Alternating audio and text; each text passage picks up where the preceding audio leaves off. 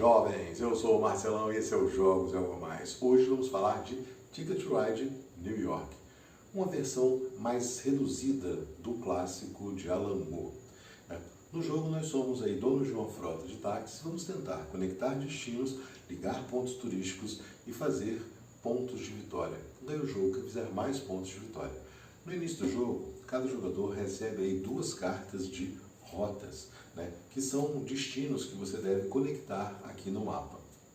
Pontos variados, então, por exemplo, essa aqui conecta justamente o Greenwich Village e o Empire State, vale 3 pontos. Então, se o jogador conseguir fazer isso, ele ganha 3 pontos. Se ele não conseguir, ele perde 3 pontos e ele tem aí um bom tempo para tentar elaborar estratégias aí. Os jogadores recebem 2 cartas e podem ficar com as 2, pode ficar no mínimo com uma delas, O jogador recebe ainda 2 cartas de diferentes cores aí, Pode ser igual, enfim, recebe 2 aleatoriamente. E a elegância do jogo reside que, na sua vez de jogar, você tem uma única ação.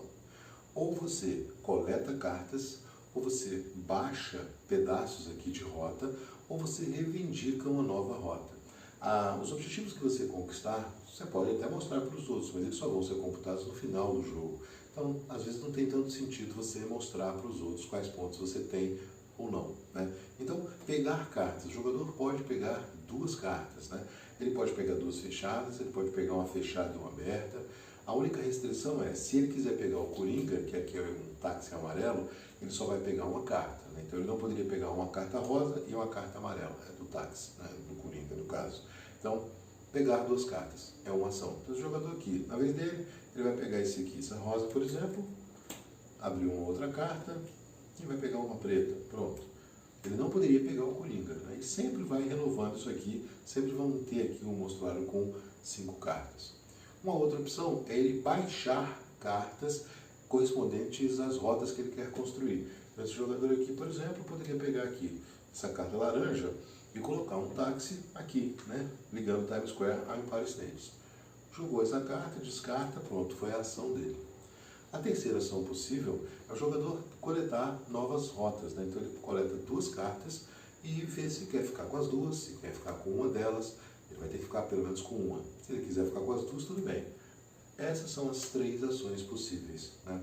É um jogo bem mais compacto e mais rápido, porque nesse jogo a disputa pelos terrenos aqui, pelas rotas, é muito frenética.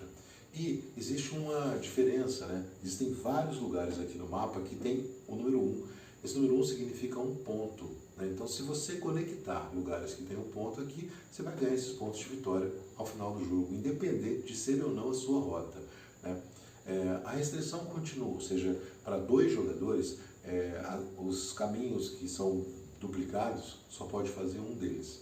Para 3 e 4 jogadores, isso não tem problema. Ao final do jogo, ou seja, quando um dos jogadores tiver 2, 1 ou nenhum táxi, a gente vai contar os pontos. E os pontos são contados pelas rotas que forem cumpridas, cada rota tem uma quantidade de pontos aí, as que você não cumprir é ponto negativo. Os pontos turísticos que você conectou também vão ser pontuados, certo? E, por último, o tamanho das rotas. Uma rota de 1 espaço apenas vai te dar 1 ponto. Uma rota de 2 espaços vai te dar 2 pontos. Uma rota de 3 espaços vai te dar 4 pontos. E uma rota de 4 espaços vai te dar 7 pontos. Então, os jogadores vão brigar aí o tempo todo para tentar fazer essas rotas. Por exemplo, só existe essa rota grandona aqui de 4 espaços. Então, pode ser que seja importante. Tem várias rotas menores que têm aí pontos turísticos. Então, talvez seja interessante. Então, é um jogo pequeno, é um jogo bem mais rápido, você não fica acumulando cartas para fazer grandes estratégias e mostrar o jogo. Você vai colocar o jogo mais rápido na mesa, talvez você não tenha tempo para fazer tantos destinos, e dá uma mudada aí no cenário, porque você vai jogar isso aqui em meia hora, vai querer jogar uma revanche, enfim. O nosso Algo a Mais fala justamente sobre Nova York e sobre os táxis. É muito icônico você assistir filmes ou séries que se passam em Nova York, desde a década de 70, com os famosos táxis amarelos. Isso existe porque, em 1915, John Hertz leu um noticiário, um boletim da Universidade de Chicago, que a cor amarela com tons vermelhos maior visibilidade. Então ele foi lá e mandou pintar 400 táxis que ele tinha, ele era dono de uma frota, mandou pintar de amarelo e isso rendeu aí um bom dinheiro, aumentou muito a procura e o número de clientes, né? E virou um símbolo na cidade, né?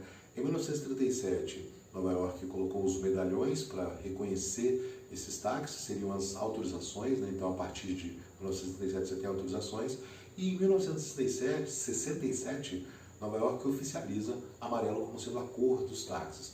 Hoje você tem aí uma modificação, tem táxis verdes também, mas os táxis amarelos são uma tradição e são uma coisa turística da cidade, né?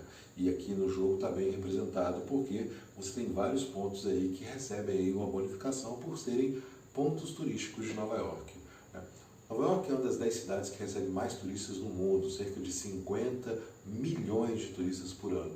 Desses todos, os táxis respondem aí por 600 mil viagens por dia. Então, quer dizer, é importante dentro do cenário de Nova York essa figura, essa representatividade dos táxis, né? Se você gostou do vídeo, gostou da história, dê o seu joinha, compartilhe com amigos, se inscreva no canal.